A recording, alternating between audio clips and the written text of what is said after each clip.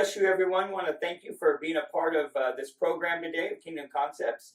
We appreciate the fact that you've been a part of our life story as we've shared our childhood, some of the highs and the lows and the challenges that we both had growing up and being young adults that were in the world and without God. And our purpose for sharing these stories with you is to help encourage you, because maybe you're watching this program and there's been some history in your life, some history without God, where you've been alone, or you've been hurt, or you've been the one doing the hurting, or maybe you feel like your life's been broken or altered because things weren't perfect, or because you weren't treated right.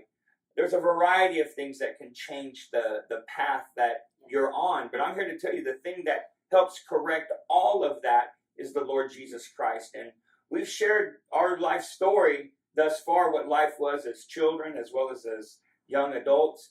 But now we want to share with you the thing that changed everything.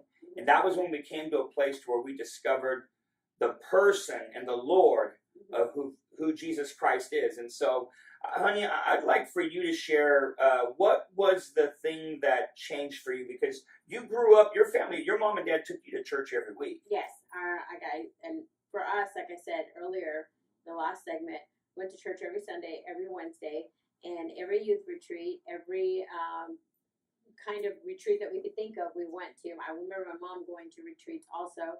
And you grew up also in church, in and out of church. So, I think that there's always a time where, there shouldn't be, but there's a time where people walk away from that, Yeah. Like I said, I grew up, but I had religion, but I didn't have a relationship. I didn't have the relationship that I have right now with God.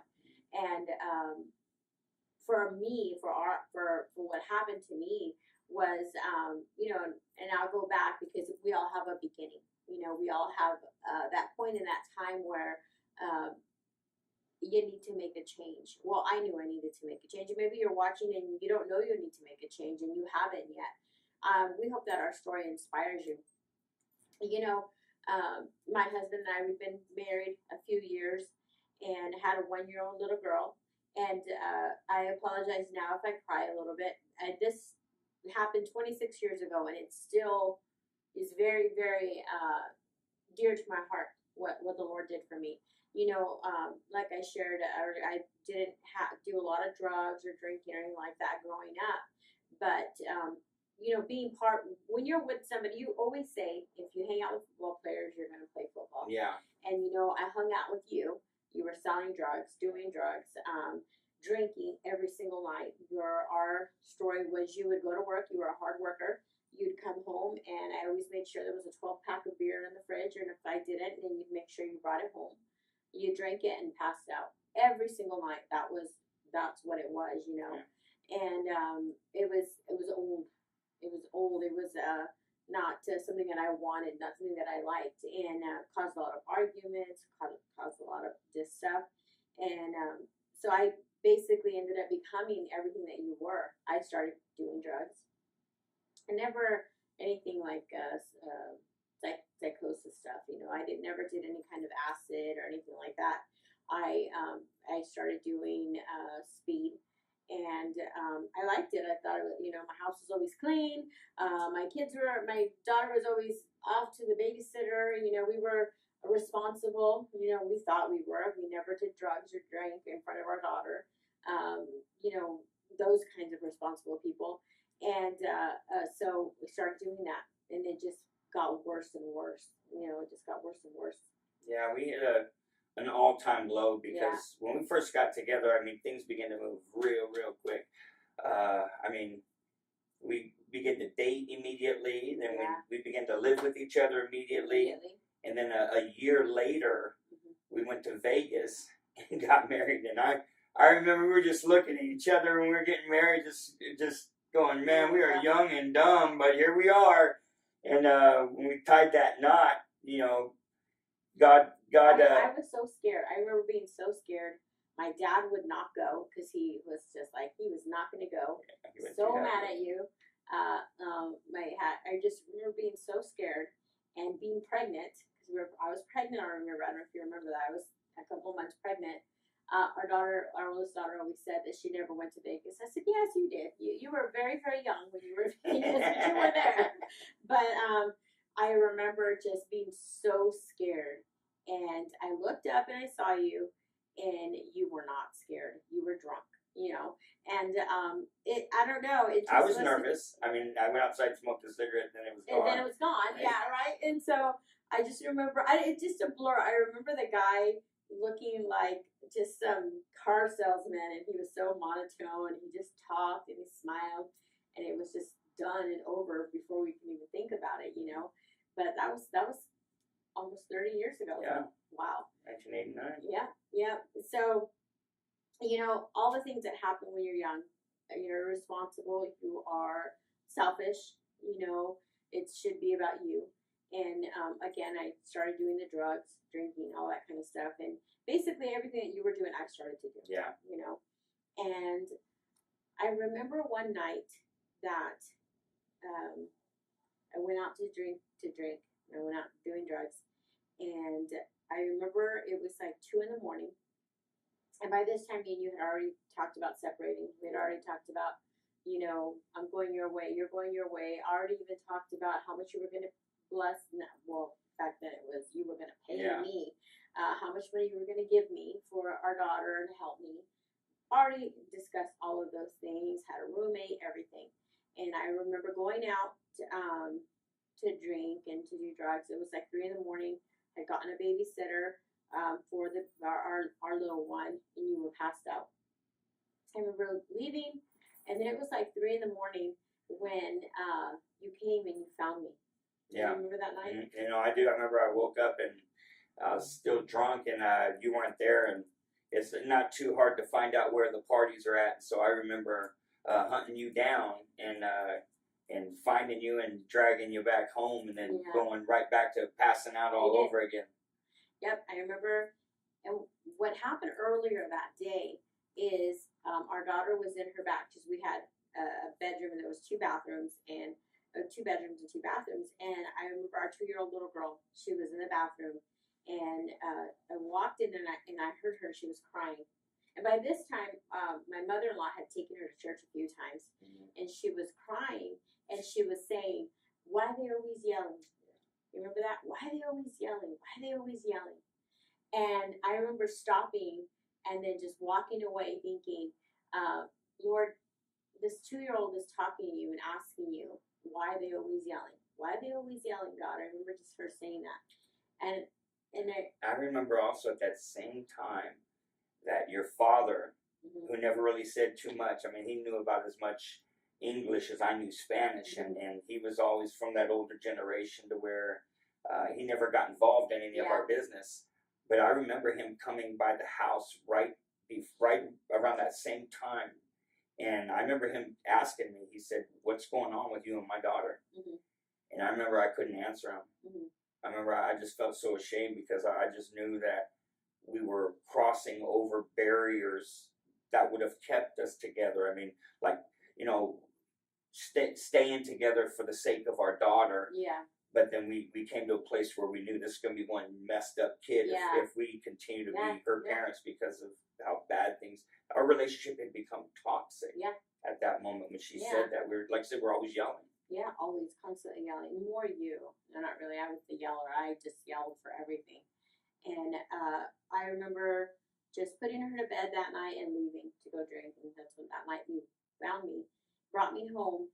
And then I remember coming home, and you went to sleep, passed out. I walked in the room, and you were just, it was like you woke up. I don't even know why you woke up in the middle of the night, because you never did that. You woke up, got me, brought me back, and passed back out again. And I remember walking down the hall, and the babysitter was in there playing video games, still playing video games. And I walked down the hall, and then I remember walking into our daughter's room, our oldest daughter's room. I walked in the room, and I just knew at that point that if I continued to do what I was doing, that my 2-year-old daughter would be like me. I knew that. You know how you have that I just had that knowing that she's going to be like me. She's going to go out doing drugs. She's going to go out doing the things I'm doing. She's gonna marry a jerk of a man. I'm just thinking all of these thoughts, you know, and thinking, I don't want this for her. And then I got on my knees, and now I realize I got saved, but at that point I didn't know that's what I was doing. I got on my knees, I put my hand on her back, and I just cried, and I just cried and cried and cried and cried all night long. And I just prayed, and I said, now I realized I was praying. You know, I just kept saying, Lord, help me. Lord, change me. I don't want her to be like me. Lord, make me a better person. Lord, make me be a person that she could follow. Yeah. Lord, make me be a better person. I want her to be like me, but not like how I am right now. And I just cried that whole night, and I just knew that something happened inside my heart. I knew that I had to change me. I didn't care about what happened with you. Yeah. I just didn't care, you know. I remember getting up off the floor. I walked in the bathroom. I wiped my tears. I walked inside the bedroom, and I woke you up. I think it was like 8 in the morning, maybe 6, 7. It was like 6:30. I remember. Yeah, I woke you up, and I said, "I'm gonna go to church." And then you turned around, looked at me, and you said, "What?" And I said, "I'm gonna go to church. I want you to come with me."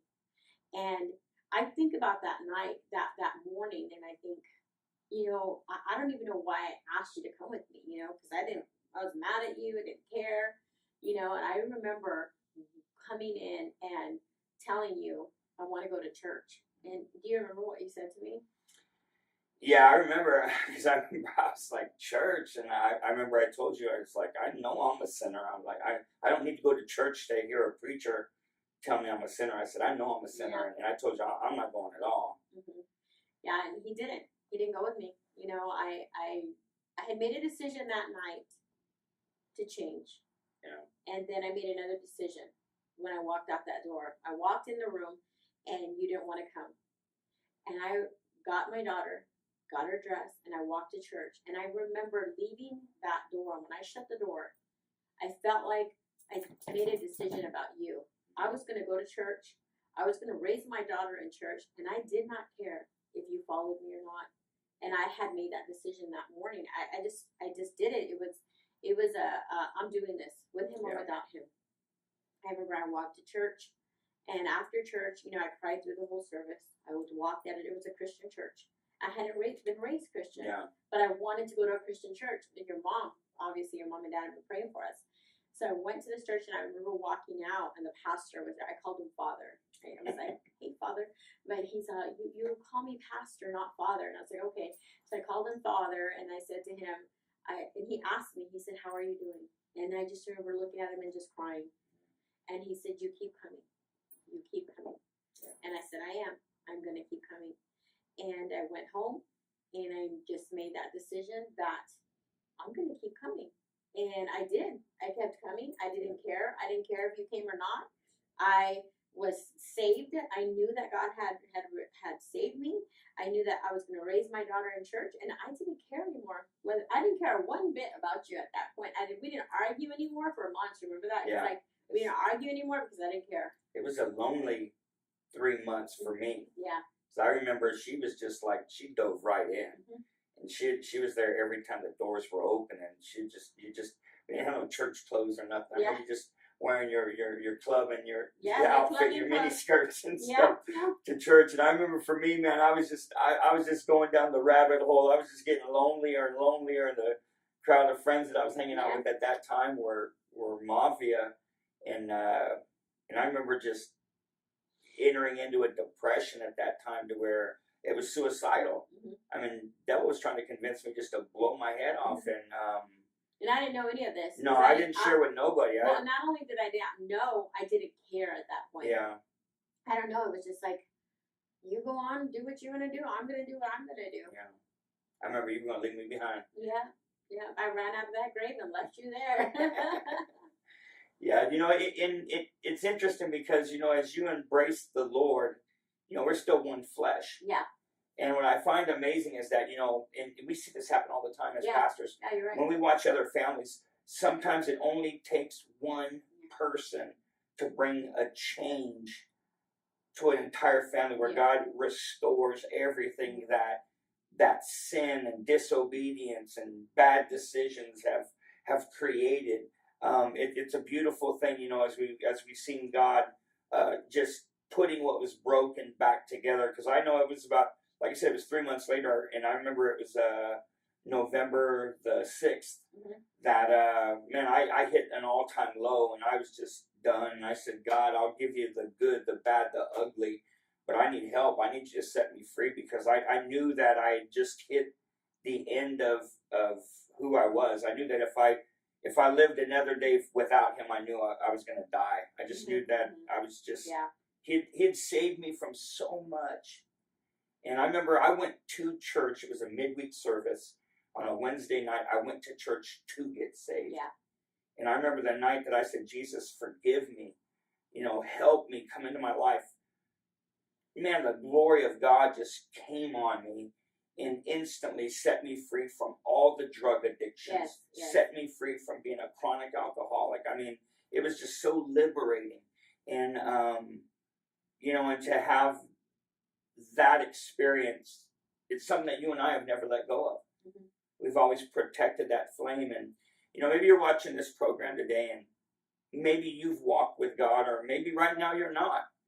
I'm here to tell you that the Lord loves you so much that he'll meet you right where you're at. I was a broken man. She was a broken woman, and we had lost so many things in our life. And we spent, you know, we both had gotten saved. Yeah. At that point, we both gotten saved. But it was a year of struggle before we decided, you know what, we're gonna make this work. God's gonna help us. Yeah. Do you remember what you said that night that caused us to go into God restoring our marriage and restoring, you know, you? Yeah, I remember we just dove right into ministry, and that's what we did. We got lost in God and lost in ministry. And we were doing it together, but we were still so far away, you know, just we were miles. Happy. Yeah. We were happy. We weren't fighting. We weren't arguing, because we were doing what God wanted to, but we weren't together. Yeah.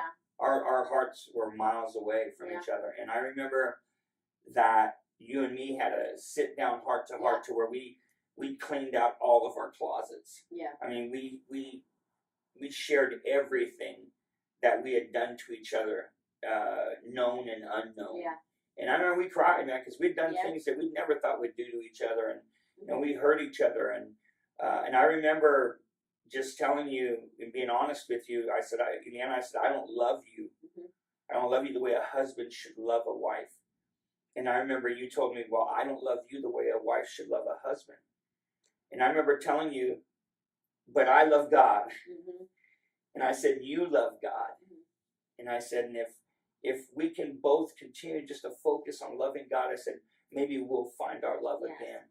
And that's what's beautiful, is that we did. God brought us to a place to where love lost became love found. And I remember just, there wasn't a particular place or a time. It's just one day we woke up and we were madly in love. And it's just an awesome thing, because we do serve a God of restoration. Amen. And he knows how to build people back up. You know, it was a lot of work. I can tell you it was work. But, you know, I don't know where you are right now with your marriage. Maybe you're not married. I don't know where you are in your relationship. But let me encourage you right now. God changes him. God changes me. He could change you. And we're going to continue to share, you know, what the Lord did, because it wasn't, I can tell you, it was a roller coaster, highs and lows and struggles, you know. But we were committed to God. That was the most important thing. We're committed to God. And so please tune in. We'll just share a little bit more with you about how God just turned this life that was going nowhere into what he's doing now in our lives. God bless you, and we'll see you next week. We love you.